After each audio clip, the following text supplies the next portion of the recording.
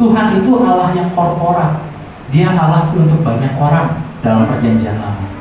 Tapi waktu Daud menyembah, penyembahan Daud itu ada di atas dari level penyembahan sebelumnya. Dia bilang gini, Tuhan itu Allah yang pribadi. Dia kasih nama kamu satu-satu. Dia tahu kamu satu-satu. Daud bilang, dia memang Tuhan satu bangsa, tapi dia juga Tuhan aku yang pribadi. Kita punya gembala, Pak Hendy. Pak Oka pun gembala, tapi mereka ini digembalakan lagi. Nah, nanti puncaknya paling atas itu adalah Kristus, Yesus yang adalah gembala agung. Kalau kita kalau berdoa, Tuhan, kalau begini nanti aku mau ikut. Jika begitu nanti aku mau ikut. Tapi Daud punya teologi gini, sekalipun aku lewat di lembah kelam, aku mau ikut. Domba yang digendong Yesus bukan domba yang paling disayang, domba yang paling nakal.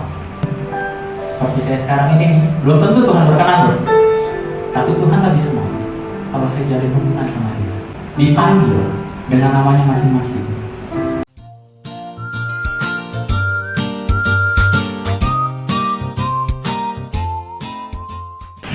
Kenapa saya minta mereka untuk tinggal? Karena hari ini kita mau bahas tentang Mazmur 23. Nah, perikop yang sudah sangat terkenal, judulnya apa? Tuhan adalah gembala. Tuhan gembala yang baik, Tuhan adalah gembala. Nah, buat yang kalau usia-usianya saya lihat, pasti tahu kalau lagu ini, kalau Mazmur ini dinyanyikan. Hari ini kita mau nyanyikan Mazmur 23.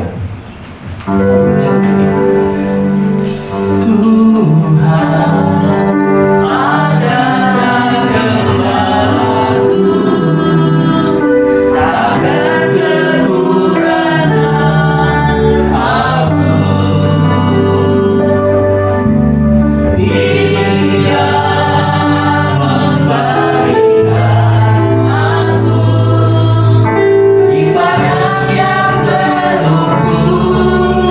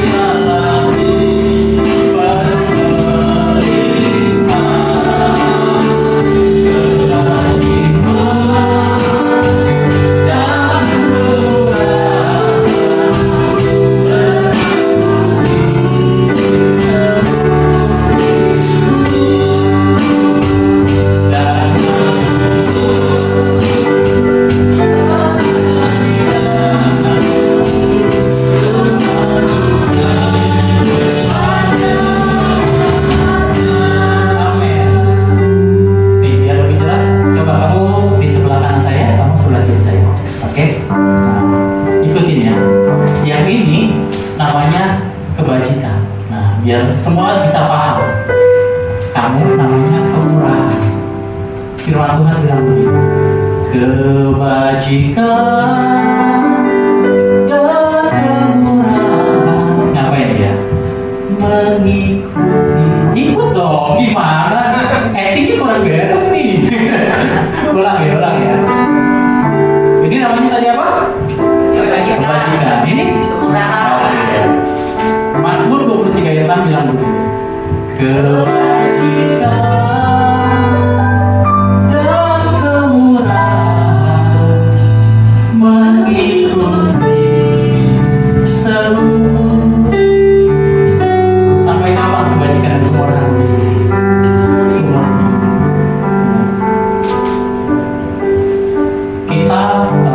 Saya di awal tahun ini bukan ayat pertama yang saya baca. Ini bukan firman pertama yang saya dengar. Tapi waktu saya dapat firman ini, ada sesuatu yang saya tangkap. Saya tahu Roh Kudus bilang ini buat saya. Tapi awal tahun ini saya nggak ngerasain sesuatu yang baik. Kalau ditanya, apakah kebajikan Tuhan, kemurahan Tuhan ada? Iya, ada. Dia beserta dengan setiap kita. Tapi nggak merasa sesuatu yang lebih gitu. Tapi kita sebagai orang percaya hidup oleh firman, bukan apa yang kita lihat. Meskipun hari-hari ini kayaknya pertolongan Tuhan tuh nggak ada. Meskipun hari ini kayaknya kita butuh banyak hal. Tapi firman Tuhan bilang, kebajikan dan kemurahan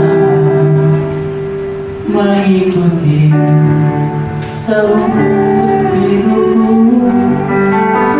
Dulu waktu saya masih lebih muda dari ini, kalau saya kemana-mana selalu bareng sama adik saya. Kalau datang yud, pernah saya sendirian, lalu ketua yudnya bilang gini, wah sendirian aja. Kadang-kadang saya akan bilang begini, enggak, saya bersama Yesus. Itu jawaban Alkitab dia. Tapi ternyata ada cara lain kalau ditanya, Kak Asa datang sendirian aja, bisa jawab gitu, kebajikan dan kemurahan mengikuti seluruh hidupku. Ya, kalau kita hidup dari apa yang kita lihat, kita lewat ke tempat yang kayaknya angker dan kita takut. Oh rasanya ada di kaki, rasanya ada yang ngikutin. Oh kayaknya melihat bayangan hitam bergerak cepat sekali. Padahal firman Tuhan bilang, kebajikan Tuhan dan kemurahan Tuhan selalu ikut sama kamu seumur hidup kamu. Tapi itu janji. Nah, yang kita bahas harus Injilnya. Tugas kita apa? Karena janji Tuhan itu bagiannya Tuhan, bukan bagian kita. Kita percaya Tuhan gak pernah lalai sama janjinya. Jadi kita gak perlu pegang janjinya Tuhan. Yang kita perlu pegang perintahnya. Amin. Oke. Balik ke ayat 1 boleh?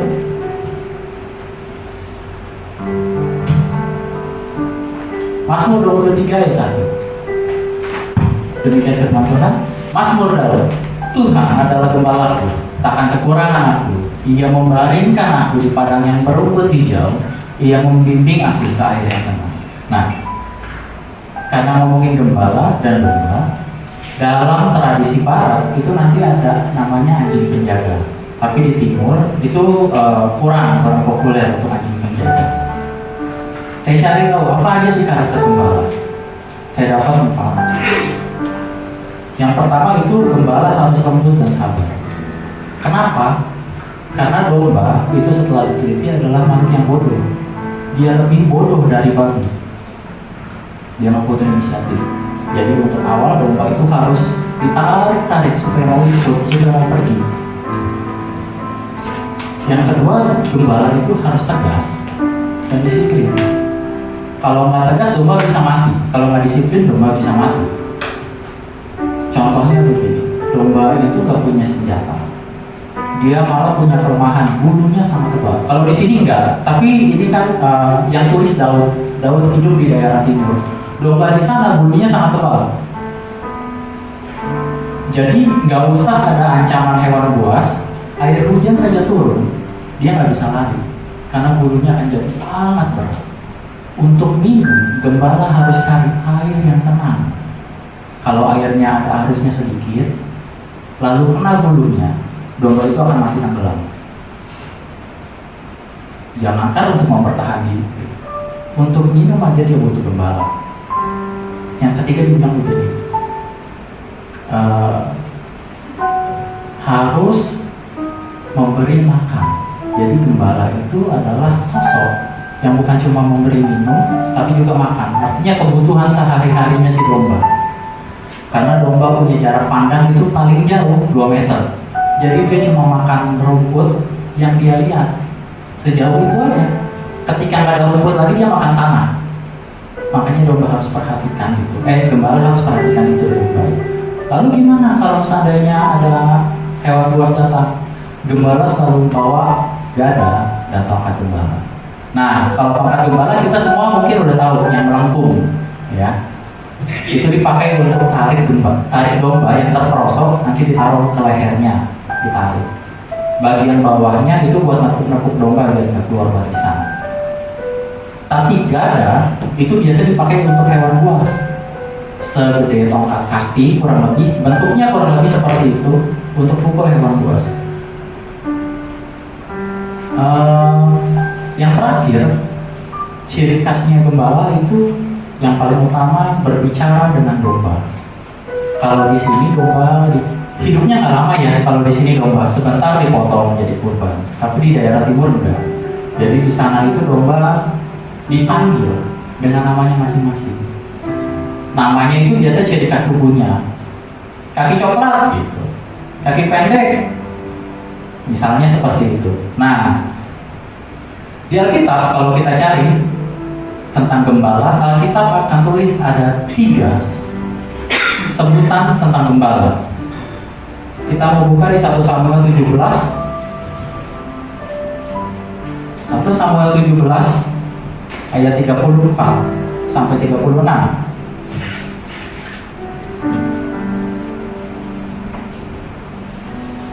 Tetapi Daud berkata kepada Saul, "Hambamu ini biasa mengembalakan kambing domba ayahnya. Apabila datang singa atau beruang yang menerkam seekor domba dari kawanannya, maka aku mengejarnya, menghajarnya, dan melepaskan domba itu dari mulutnya. Kemudian apabila dia berdiri menyerang aku, maka aku menangkap janggutnya, lalu menghajarnya dan membunuhnya. Baik singa maupun beruang telah dihajar oleh hambamu ini, dan orang Filistin yang tidak bersunat itu, ia akan sama seperti salah satu daripada binatang itu, karena ia telah mencemooh barisan daripada Allah yang hidup." Si penulis Mazmur 23 itu Daud. Dia sebelum menjadi raja, dia adalah seorang gembala. Jadi dia tahu seperti apa gembala. Nah, Mazmur ini, Daud ini adalah gembala yang baik. Kenapa? Karena di 1 Samuel 17 ini ditulis begini, Daud mempertaruhkan nyawanya untuk domba-dombanya. Tapi di kitab lain, buka Yohanes 10 ayat 11,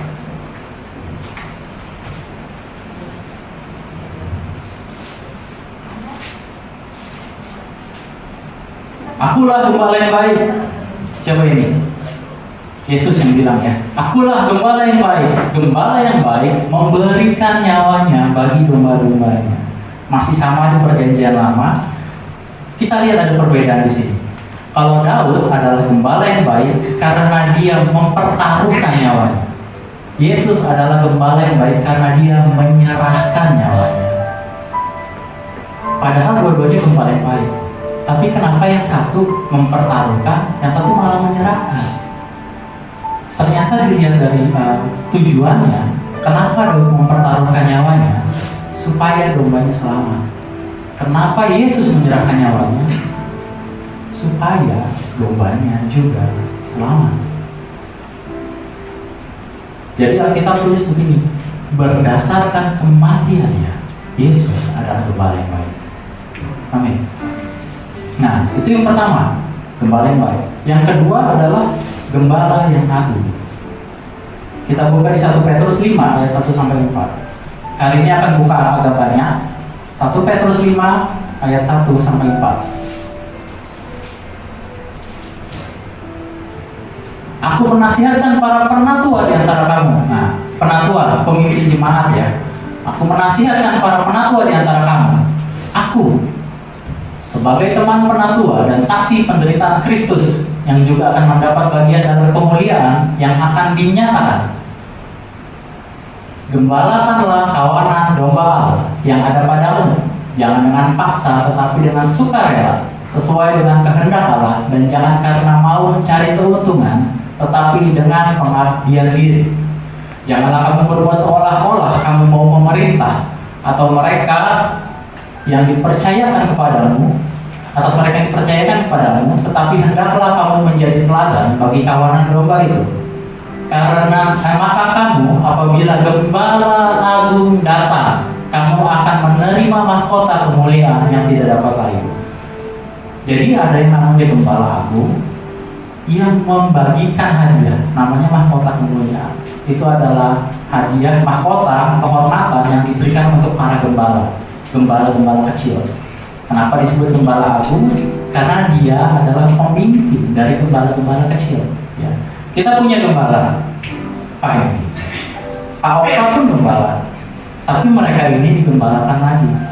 Nah, nanti puncaknya paling atas itu adalah Kristus, Yesus yang adalah Gembala Agung.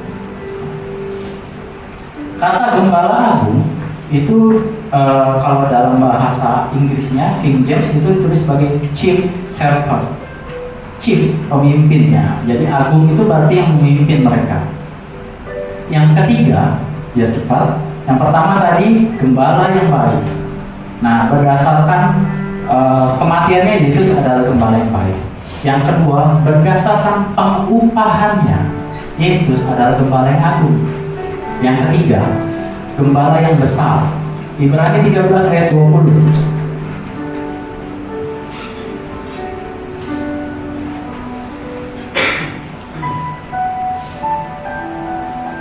Maka Allah damai sejahtera yang oleh darah perjanjiannya yang kekal telah membawa kembali dari antara orang mati Gembala Agung segala domba, yaitu Tuhan, yaitu Yesus Tuhan kita.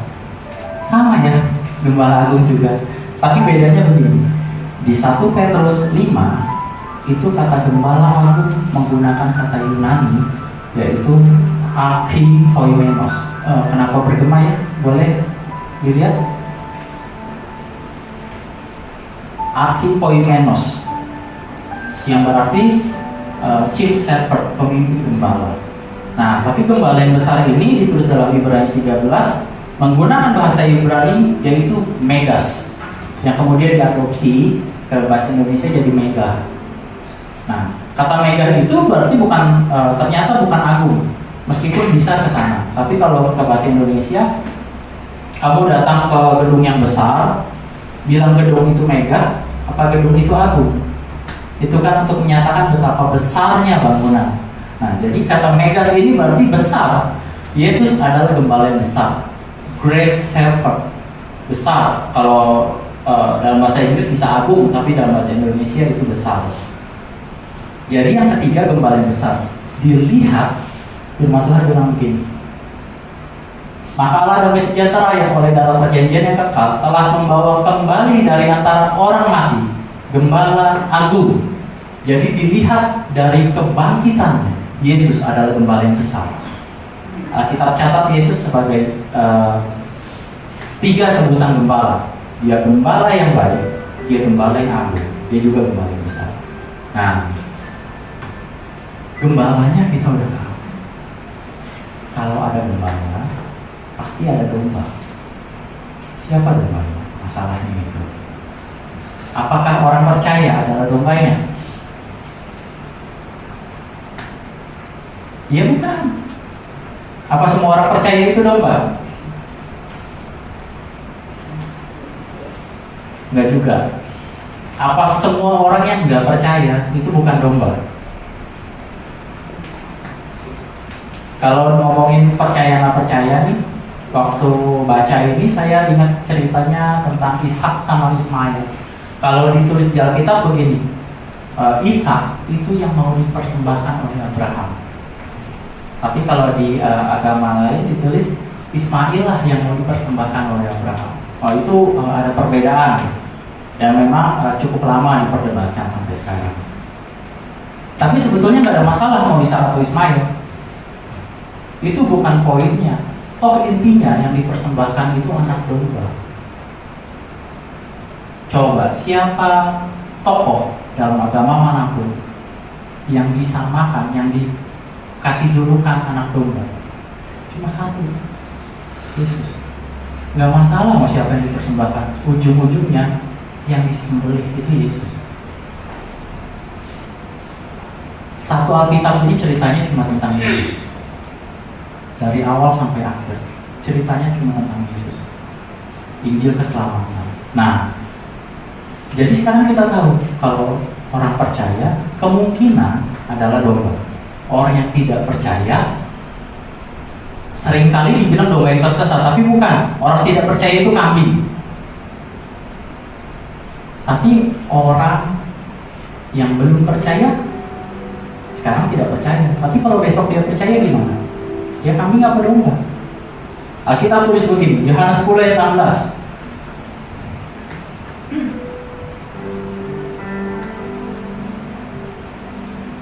Ada lagi padaku domba-domba lain yang bukan dari kandang ini. Domba-domba itu harus kutuntun juga, dan mereka akan mendengarkan suaraku, dan mereka akan menjadi satu kawanan dengan satu gembala. Ternyata ada orang yang belum percaya. Itu yang dimaksud domba lain. Domba yang kutuntun. Bukan kita ya, Yesus yang tuntun. Jadi kalau kamu menginjil orang dia percaya, itu bukan kamu yang hebat.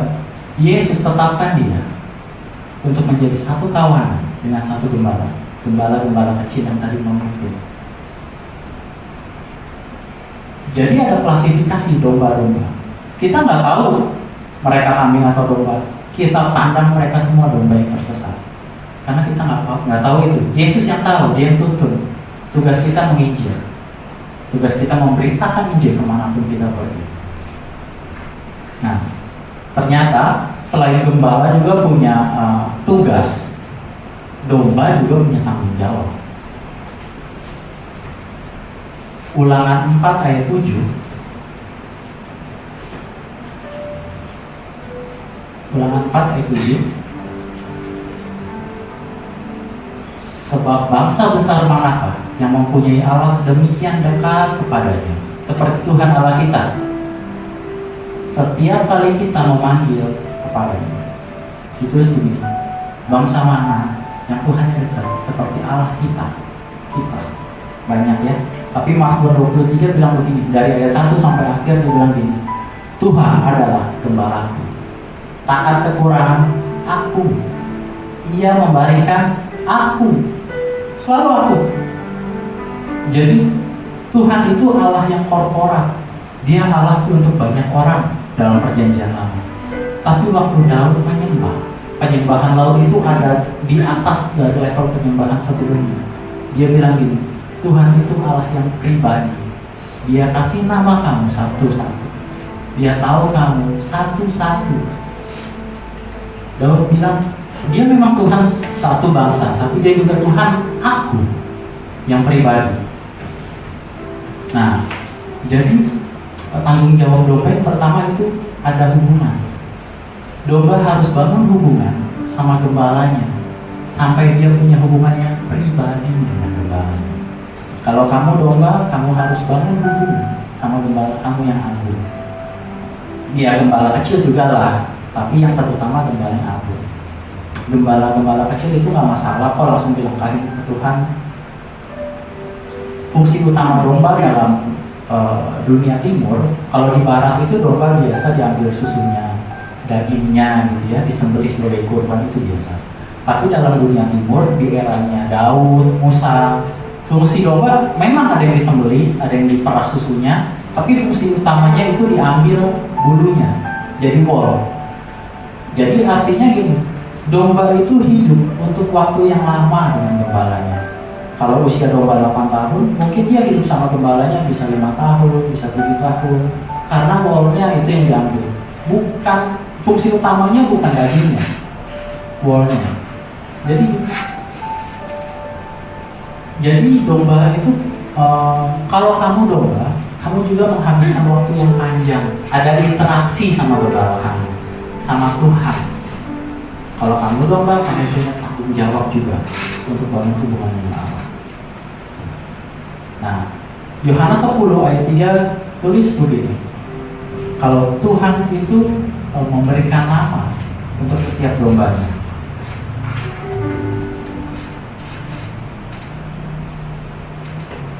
Yohanes 10 ayat 14 juga tulis selanjutnya begini.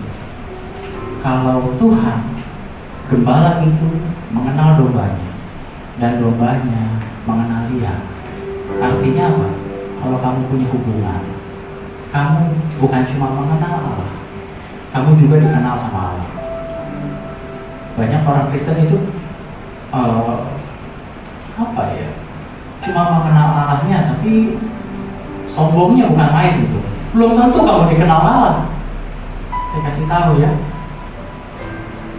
Kalau kamu menyembah Tuhan, misalnya, WL nyanyi suaranya bagus, apakah dia menyembah? Dia cuma nyanyi aja. Penyembahan itu bukan nyanyian, meskipun bisa melalui nyanyian, tapi penyembahan berbeda dengan nyanyian. Waktu kamu melayani, gak mempersiapkan diri, apa itu melayani Tuhan? Tuhan mana yang mau ditipu?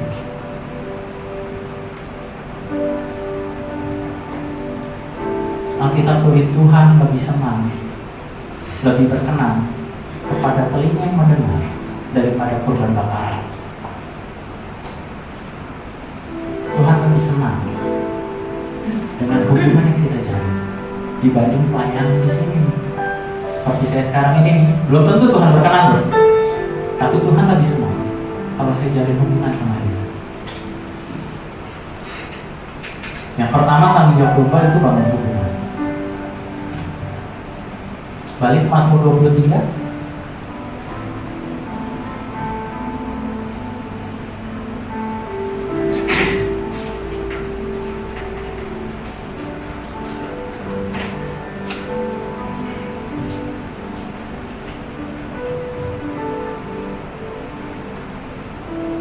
Ia membaringkan aku di padang yang berumput hijau. Ia membimbing aku ke air yang tenang. Ini ayat 2. Artinya apa? Kita ikut sama gembala. Kalau kita nggak mau ikut, gembala nggak bisa membaringkan dombanya. Gembala agung memberikan tuntunan. Seperti gembala kita ngasih tuntunan nih tahun ini. Semua orang yang dipilihnya dari semula, mereka juga ditentukannya dari semula untuk menjadi serupa dengan gambaran anaknya, supaya ia anaknya itu menjadi yang sulung di antara banyak saudara. Ini tuntunan gembala. Tuntunan Tuhan melalui gembala kita. Nah, kalau tanggung jawab domba yang kedua itu ikut sama gembala. Yohanes 10 ayat 27, biar saya baca nggak apa-apa. Domba-dombaku mendengarkan suaraku, dan aku mengenal mereka, dan mereka mengenal aku. Mazmur 23 ayat 2 tadi bilang, ia membaringkan aku di padang yang berumput hijau. Ia membimbing aku ke air yang tenang. Lanjut, ayat 3. Ia menyegarkan jiwaku. Ia menuntun aku di jalan yang benar oleh karena namanya. Sekalipun aku berjalan dalam lembah kekelaman, aku tidak takut bahaya, sebab Engkau besertaku. Gadamu dan tongkatmu itulah yang menghibur aku. Kalau kita mau ikut gembala ini, Mazmur bilang begini, ia membawa kita ke air yang tenang. Mau ikut ke air yang tenang? Amin ya. Ayat 3 terus begini, dia juga bawa kita ke jalan yang benar. Mau ikut Tuhan tidak benar. Apa sih jalan yang benar? Firman Tuhan ini loh kebenaran ditulis. Alkitab tulis begini, sebab kita dibenarkan oleh iman. Iman timbul dari pendengaran akan firman Tuhan. Jadi kalau kamu mau dibenarkan, banyak-banyak dengan firman Tuhan. Katakan amin. Kalau kamu nggak pernah baca firman Tuhan, gimana kamu jadi orang benar? Kebaikan kita dibilang seperti kain kotor. Dalam bahasa aslinya menggunakan kata menstrual. Di zaman itu perempuan yang haid menggunakan kain yang dipakai berulang-ulang, dicuci lalu dipakai lagi. Nah kayak gitu tuh. Bahkan kalau kamu mati buat dunia, kebaikan kamu sama kayak gitu doang kotornya. Nggak ada kebaikan yang berkenan di hadapan Tuhan. Nggak ada orang yang bisa selamat karena kebaikannya.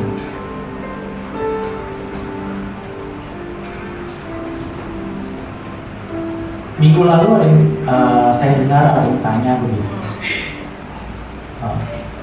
apakah kita kalau berbuat baik kita bisa menjadi kudus?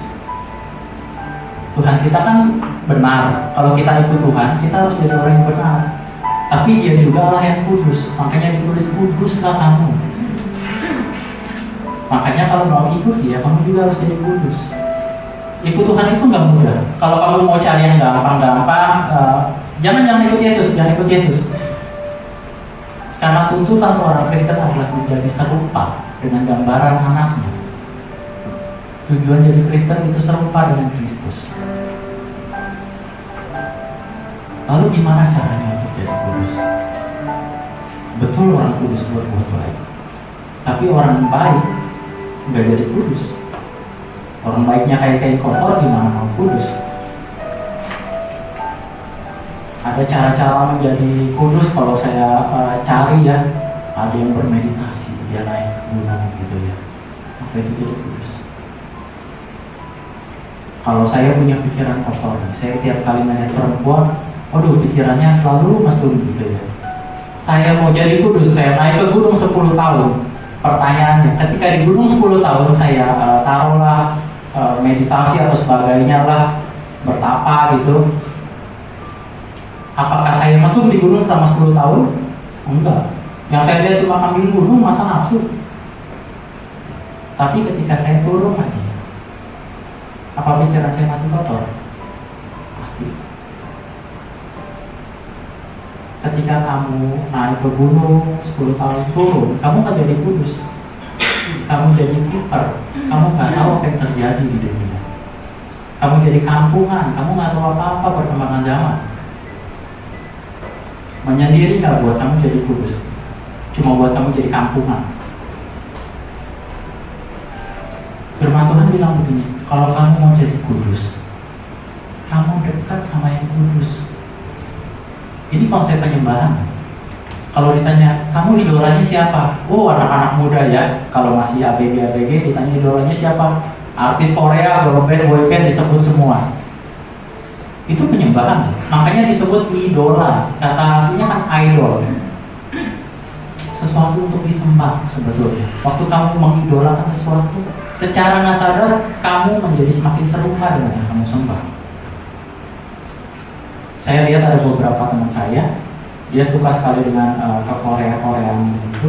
Lama-lama gayanya mulai seperti orang yang dia suka, yang dia idolakan artis. Lama-lama dia mempelajari bahasanya gitu. Semakin lama semakin mirip dengan artis yang dia suka, yang dia idolakan. Cara untuk jadi kudus gimana sih? Ya kamu mengidolakan Dia yang Maha Kudus. Kamu sembah Dia yang Maha Kudus. Kekudusan itu kalau dibilang menular enggak, Dia impartasikan untuk kamu. Itu cara jadi kudus. Jalin hubungan sama yang Maha Kudus itu. Jadi yang pertama, tanggung jawab dong Bang, bangun hubungan. Yang kedua, ikut gembala. Tapi tadi ikut gembala baru sampai jalan yang benar. Ayat 4 ditulis begini, sekalipun aku berjalan dalam lembah kekelaman. Mau ikut gembala jalan dalam lembah kekelaman. Dalam bahasa aslinya sebetulnya ditulis gini, lembah bayang maut, lembah dunia orang mati. Artinya gini, lembah kekelaman itu kematian kita yang di sini, itu lembah kekelaman. Bukan kematian yang sesungguhnya, cuma bayang maut. Kalau Tuhan pimpin kamu ke air yang tenang, kamu mau ikut. Tuhan pimpin kamu ke jalan yang benar, agak berat, tapi mungkin kamu mau ikut. Kalau Tuhan bawa kamu lewat lembah tenang, kamu mau ikut. Lihat nih, ini teologinya Daud ya. Kalau kita kalau berdoa, Tuhan, kalau begini nanti aku mau ikut. Jika begitu nanti aku mau ikut. Tapi Daud punya teologi gini, sekalipun aku lewat di lembah kekelaman, aku mau ikut. Saya setiap orang itu kalau kita suka ya baca Alkitab, pasti secara nggak sadar ada satu atau dua tokoh yang wah ini kita bisa tangkap gitu. Kayaknya aku pengen kejar untuk jadi seperti dia dulu. Lama-lama kan semakin disempurnakan. Saya kagum sama Daud. Daud ini dicatat di Alkitab sebagai orang yang berkenan di hati Allah. Bukan orang yang gak pernah buat dosa. Dosanya banyak banget. Sampai dia mau bangun bait buat Tuhan aja, Tuhan gak boleh karena tangannya kotor. Tapi Daud masih dicatat sebagai orang yang berkenan di hati Allah. Daud banyak salah. Kita juga banyak salah. Terus kenapa? Tuhan kasih, udah gak apa-apa salah aja, tapi terus nanti bertobat, kamu belajar dari situ. Daud banyak buat salah, tapi dia kembali. Setiap kali Daud ditegur, Alkitab tulis dia mengoyakkan jubahnya. Bukan main. Dia ngaku salah di hadapan Tuhan. Dia ikut arahannya Tuhan. Waktu orang-orang jalan ke bait suci, Daud bilang gini, raja nih, pakai sutra, dia angkat dan ditulis gini, aku berlari ke rumah Allahku. Dia punya hubungan sama Tuhan. Itu namanya domba. Daud itu gembala. Dia tahu, tapi dia memposisikan dirinya sebagai domba. Yesus ditulis di Yohanes 10, dia gembala yang baik. Tapi dia juga contoh domba Paskah yang kita teladani. Nah, yang pertama berhubungan, kedua ikut gembala. Yang ketiga, yang terakhir. Biasa senang kalau yang terakhir ya. Mazmur 23 ayat 4b, gadamu dan tongkatmu itulah yang menghibur aku. Ayat 5,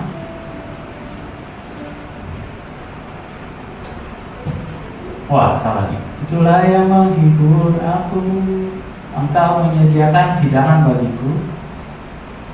Mazmur 23 loh.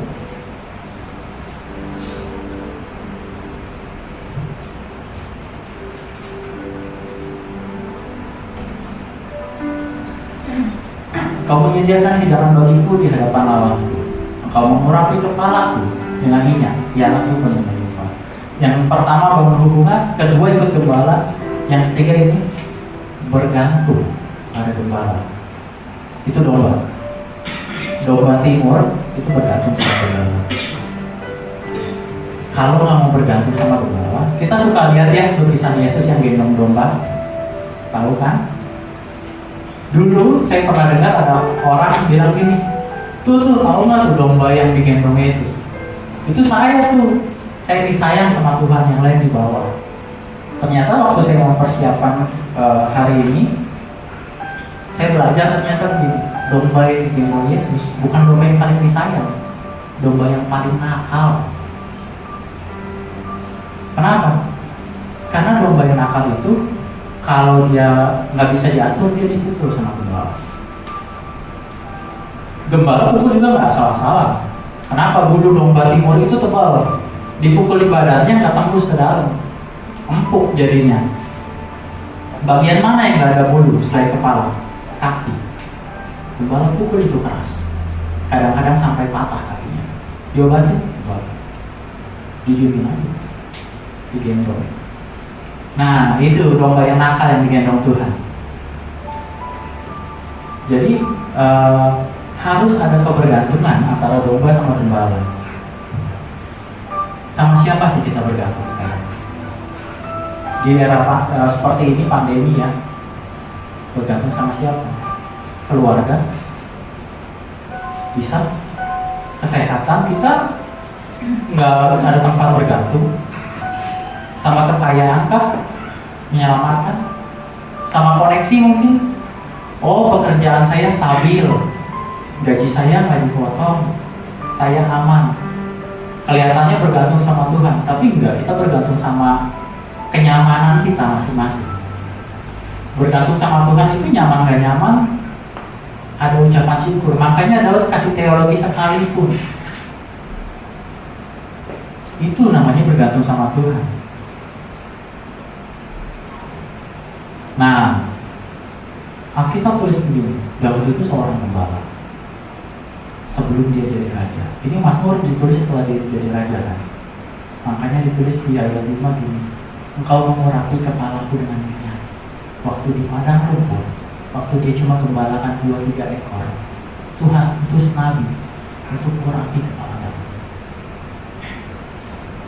Untuk Mazmur 23 ayat 6, kebajikan dan kemurahan Tuhan mengikuti kamu seumur hidup. Daud yang tulis di ayat sebelumnya, kamu harus jadi domba dulu. Syarat untuk kebajikan dan kemurahan, jadi domba dulu. Biarkan Tuhan jadi gembalamu. Biarkan dia pimpin kamu sampai dia berkenan buat kamu. Baru Tuhan urapi kepala kamu dengan minyak. Jadi domba yang baik itu kayak, dulu saya lupa siapa ya yang pernah khotbah, dia bicara tentang pit stop. Saya lupa namanya siapa, anggota perempuan. Dia bilang pit stop itu kayak dasar lusuh yang dia sayang. Meskipun dasarnya udah jelek, udah mau sobek, mungkin ada sobekan kecil, tapi setiap kali selesai dicuci itu dasar selalu dipakai lagi. Berkenan di hati Tuhan tuh kayak gitu tuh. Meskipun kamu kayaknya nggak ada kualitas untuk itu, tapi Tuhan mau pakai kamu terus. Itu berkenan di hati Allah tuh. Nggak peduli orang lihat kamu udah jelek, kamu campang-camping. Ini potongan begini nih, Tuhan sayang nih, meskipun potongannya kayak begini. Gitu. Berkenan dulu di hati Allah.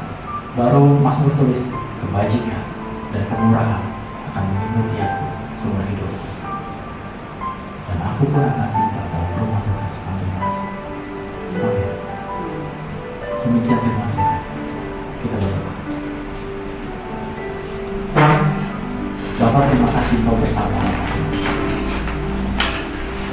Kami mengucap syukur pada Kau Allah yang menggembalakan kami. Pimpin kami untuk kami, ajari kami untuk biar kami boleh tinggal, biar kami boleh ikut bergantung kepada-Mu ya. Dalam nama Yesus, maka setiap kami. Amin.